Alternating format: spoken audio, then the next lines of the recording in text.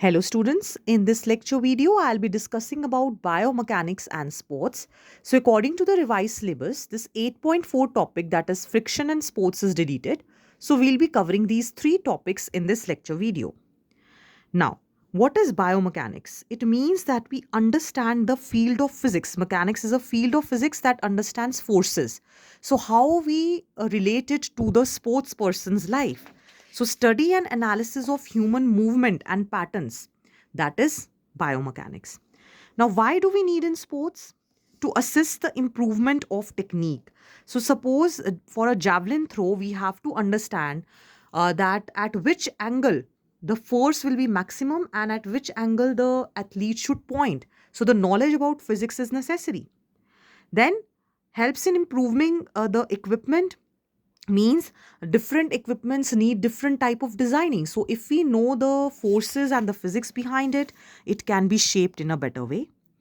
It also facilitates performance in sports as different principles or different techniques can be used to reduce the chances of sports injuries. It supports in preventing injury. So again, if we have the rules with us, the forces which are acting, that will give us the basis that which technique equipment we have to use. Thereby it will promote the safety of the individual. Then also it helps in improvement of training. Proper analysis can help in whatever technicalities a sports person is lacking behind, so there the improvement can be done. It facilitates understanding of human body because main thing is the movement and how the different systems are coordinated with each other.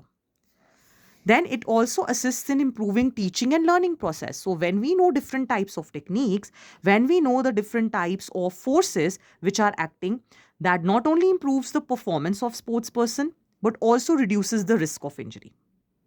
Now let us talk about different types of movements: flexion, extension, abduction, and adduction. So, first of all, let us see these movements, the different types of movements. Gliding movement. It's the simplest kind of motion where on one surface the other thing is moving. Angular movement is generally in the long bones where comes these types, that is flexion. We can see over here that bending different parts, that is flexion. Extension, moving back, straightening. Okay, this is flexion, this is extension. So extending here, back, and flexion is bending mainly, and extension is straightening. Coming to abduction and adduction. Abduction means moving a part away from our body, and adduction means moving a part towards. So abduction away, adduction towards our body. Then comes circumduction. Circumduction means that it takes place between head of the bone and articular cavity. So means this type is shown in the shoulder when circular path, like if you move a finger in circular motion without moving the hand, that is circumduction. Rotation, rotating in one direction. Then other movements are hyperextension, when you extend beyond a particular position. Dorsiflexion, bending of the foot. Plantar flexion, bending of the foot at ankle towards the sole, means bending the foot downward. Inversion, turning the foot so that the sole faces in a medium way, inverted way. Protraction, like moving the chin forward. Retraction, moving the chin backward. Elevation, raising a part. Depression, lowering a part. Then supine position, like you can say in upward position. Pronation, turning the hand so that palm is downward. Eversion is that foot means is put laterally, sideways. When we put anything sideways, that is eversion.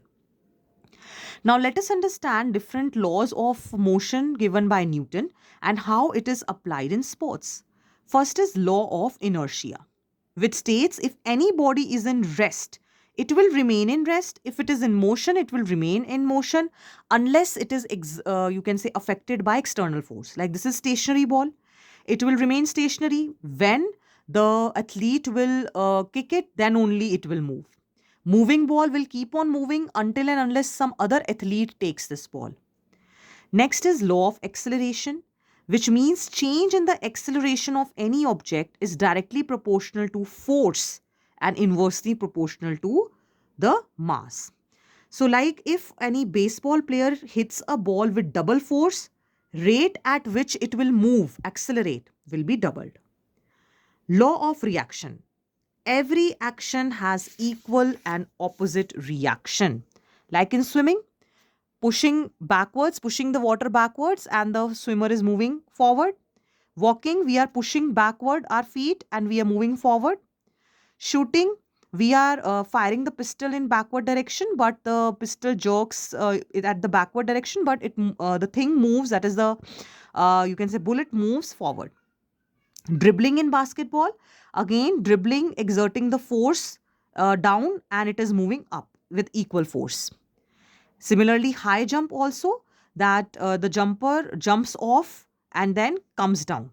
Okay, so equal and opposite reaction controls a lot many of sports.